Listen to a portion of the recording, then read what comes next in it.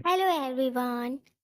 राजकुमारी के महल से कुछ ही दूरी पर एक बगीचा था जिसमें एक तितली फूलों पर बैठती थी।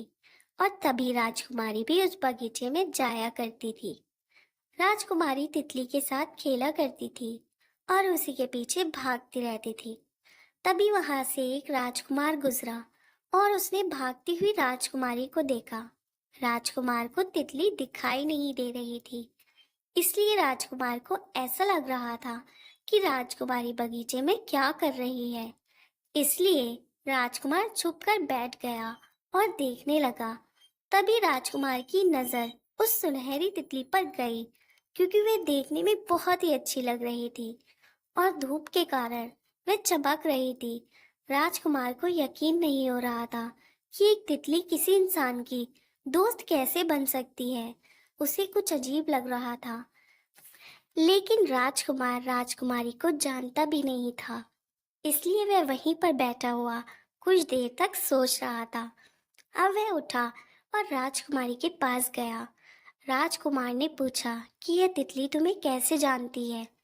तब राजकुमारी ने राजकुमार की ओर देखा और सोचने लगी कि इसे हमारे बारे में कैसे पता चला।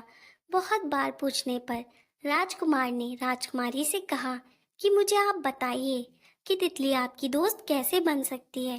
राजकुमारी को ऐसा लग रहा था कि इन्हें बताने से कोई फर्क नहीं पड़ सकता, इसलिए उसने कहा कि एक दिन मैं अपनी सहेलियों के साथ खेल रही थी। तभी खेलते हुए काफी दूर निकल गई और वहां पर मुझे एक गुफा नजर आई। उस गुफा में बहुत ज्यादा अंधेरा था, इसलिए अंदर जाने की हिम्मत नहीं हो रही थी। तभी मैंने उस गुफा के पास उस उड़ती हुई तितली को देखा और उसके पीछे पीछे मैं अपने महल वापस आ गई। मुझे ऐसा लगता है कि तितली ने मुझे उस गुफा के अंदर जाने से रोका था और मेरे घर पर मुझे पहुंचा दिया। राजकुमारी ने राजकुमार से कहा कि तभी से मैं तितली की दोस्त बन गई। राजकुमार को पूरी बात समझ में आ गई थी और उसके बाद राजकुमार वहां से जाने लगा। तभी राजकुमारी ने पूछा कि तुम कहाँ से आए हो। राजकुमार ने बताया कि मैं पड़ोसी राज्य से ही आया हूँ, किसी काम से आया था। तभी मेरी नज़र आप पर गई। मैं देखने लगा कि आप किसके साथ खेल रही हैं और उसके बाद मुझे पता चला कि आपके पास एक तितली है जो कि आपकी दोस्त है। राजकुमार वहीं पर खड़ा हुआ था। तितली घूमते हुए राजकुमार के पास आई और उसके सिर पर बैठ गई।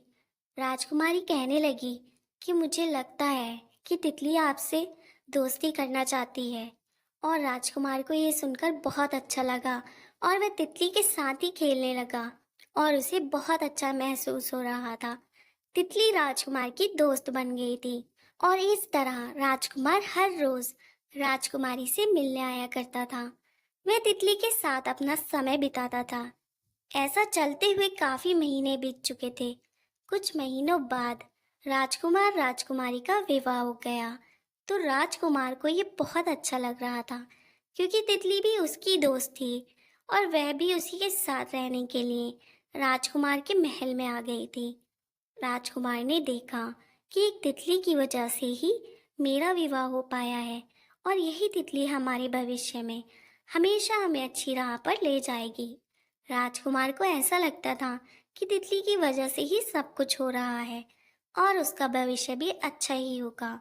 समय बीतता चला गया और अचानक एक दिन तितली वहां से उड़कर कहीं चली गई। उसके कुछ दिन बाद तक भी तितली वापस नहीं आ पाई थी। दोनों ही इस बात को जानकर बहुत दुखी थे, क्योंकि वे तितली को देख नहीं पा रहे थे। राजकुमार राजकुमारी यही सोचा करते थे, तितली की वजह से ही सब कुछ संभव हो पाया, लेकिन आज तितली नहीं है, उसी के कारण हमें बहुत दुख हो रहा था।